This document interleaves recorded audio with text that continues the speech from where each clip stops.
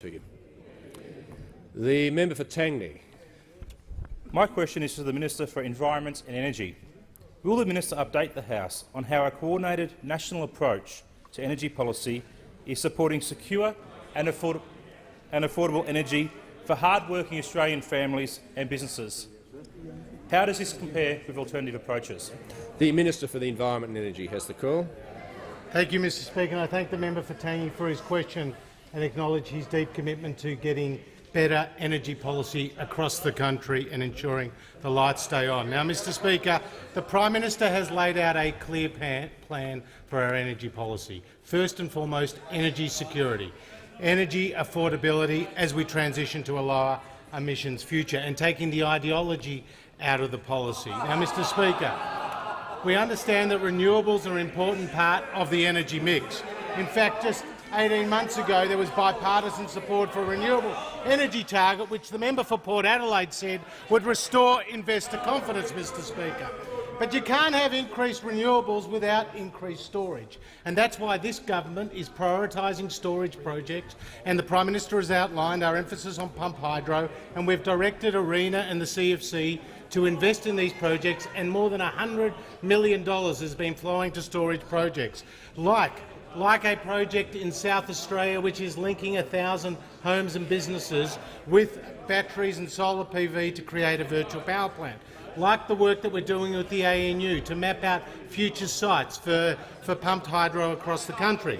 Now, Mr Speaker, I'm asked, am I aware of any alternative approaches? Well, we know that the Labor states of South Australia and Queensland have 50% renewable targets, and we know that Victoria has a 40% target, and we know that the Leader of the Opposition wants to take this madness national with his 50% target. But we also know that when they were rushing last week after the blackout in South Australia to blame the operator, they started to trip over themselves. And the member for Sydney, who struggles to get a question up here, put out a tweet during question time asking me to turn on the gas in South Australia. Now, I thought to myself, maybe she didn't listen to the member for Wakefield earlier that day when you thought the federal government could provide the answer, because this is what the member for Wakefield said on Sky. I understand the federal minister has no powers the Minister for Environment and Energy will resume his seat for a second. The Minister will resume his seat for a second. The member for McMahon is warned. The member for Melbourne on a point of order. On relevance, the minister might like to know about solar power. It does quite well for Melbourne during a heat wave. Member for Melbourne will resume his seat. Member for Melbourne will resume his seat. His microphone's not on.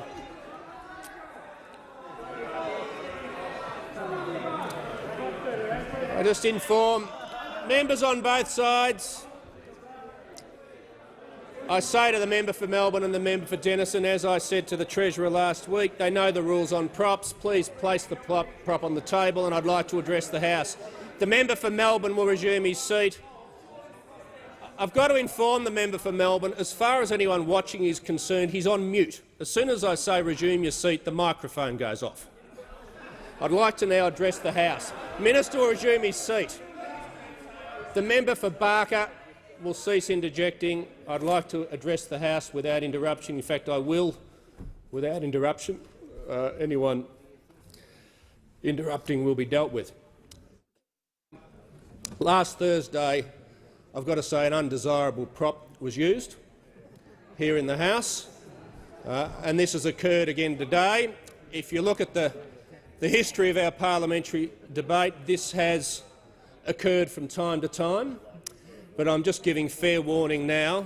The member for Port Adelaide, I'm giving fair warning now. This is not going to become a regular occurrence in the House. So, like a game of musical chairs, that's it.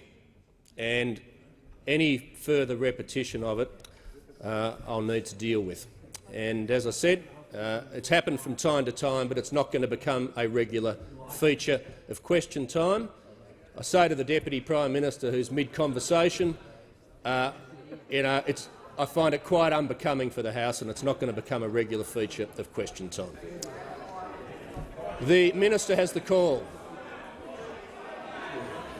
Well, Mr Speaker, I wonder if the Melbourne member for Melbourne knows that it takes 220 tonnes of coking coal to make a wind turbine, Mr Speaker. 220 tonnes of coking coal to make a wind turbine. Now, and a dozen metals and minerals to make a solar panel, Mr Speaker. Now, Mr Speaker, the member for Port Adelaide, the Leader of the Opposition, the member for Sydney, the member for Watson, they don't have any idea who the Australian Energy Market Operator is. They don't have any idea what the powers of the federal government are. They don't have any idea what the state government's responsibilities are. And they don't have any idea what the impact on households and businesses are of blackouts. In fact, the member for Port Adelaide flippantly described those blackouts in South Australia as a hiccup.